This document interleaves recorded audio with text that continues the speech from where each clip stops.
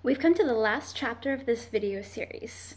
In chapter 2, the class just arrived at the museum and met Mr. Dimelo, the curator, and his assistant, Miss Kinzel. Stormy still isn't too happy about the field trip. Let's see if what happens next will change her mind. Chapter 3, the museum tour. After separating our class into its groups, each chaperone led their students in a different direction with a reminder from Miss Chestnut that we had to be back on the bus by 2 o'clock. My group decided to tackle this logically. The first question we had to answer was, what is another name for the Hopi Kachina dolls? So we started there. According to the map, we could find hundreds of them in the Southwest People's exhibit. Miss Chestnut led us out of the lobby and into the exhibit. I wasn't sure where to look first. There were so many things to see. I had read lots of books about the Hopi, Apache, Navajo, Zuni, and Pueblo peoples in preparation for this trip. I knew all about the traditions, types of home, art, and even about the boarding schools the U.S. government made the Native American kids go to. I admit I was hoping all the reading I had done would help me answer the questions faster. Even I was impressed with the displays, though. The books had not been close to the real thing. The museum even had full-size replicas of a Navajo hogan and a Pueblo horno. The hogan looked like nothing but a giant dirt mound with a wood door. On the inside, it looked like it could have been made out of Lincoln logs. There wasn't much inside. It had only a bed, a small table and chairs, and a loom. There was a mannequin of a woman at the loom dressed as a Navajo grandmother. In the very center was an old-fashioned iron stove with a chimney going through a hole in the ceiling. Wouldn't a sewing machine be faster than a loom? Rona asked. It looks like it would take forever to make something on it. We headed next to the Pueblo horno. It was a giant domed mud brick stove sitting on top of a large square base. According to the display, the stone bricks were used to bake breads, meats, and even corn. It had holes in its side that the Pueblo would cover with wet cloths to control the baking temperature. They used a long wooden spatula to take the bread out. It looked like the one pizza places used to take their pizzas out of the ovens. I wonder if the Pueblo ever made pizzas in them, Omar asked. Most of the others snickered at the comment. Finally, we made it to the Kachina dolls. Who knew they were also called Kachina dolls?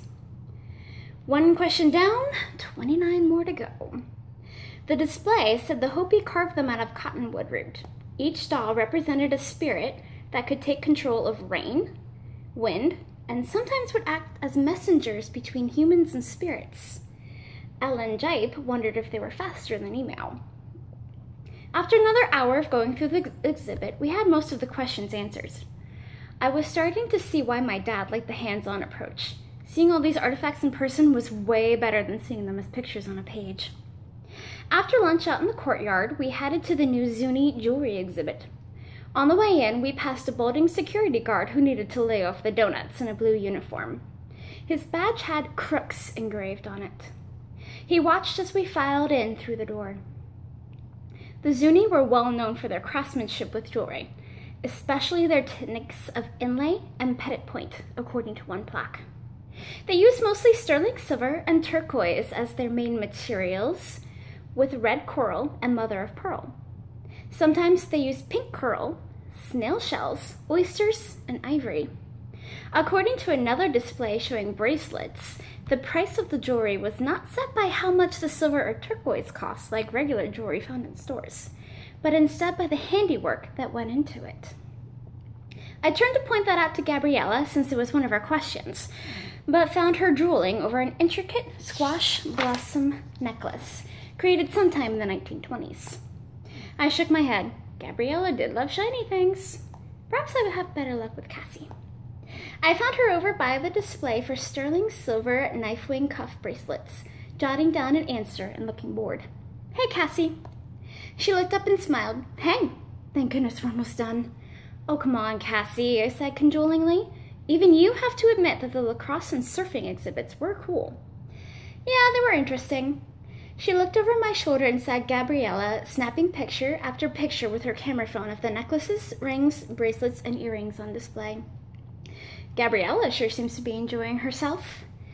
You know, whenever jewelry is involved, Gabriella is having fun. Want to make a bet she cleans out the gift shop of all its turquoise? Cassie laughed, a smile blooming on her pretty ebony features. No way she could resist. We looked back over at Gabriella. She was still taking pictures of the jewelry from all different angles. I saw our group beginning to gather by Miss Chestnut and getting ready to move on. I nudged Cassie's arm. Come on, outside. We better go get her. Before we could take a step, though, the lights went out and there was a sound of screaming and breaking glass. Bet Stormy didn't see that coming. If you want to read more about what happens next, check out Stormy Summers' 5th grade detective museum Mayhem, available on Amazon.com. You can also check out my Facebook page and author webpage for more information on my other books, as well as my blog. Until next time, happy reading.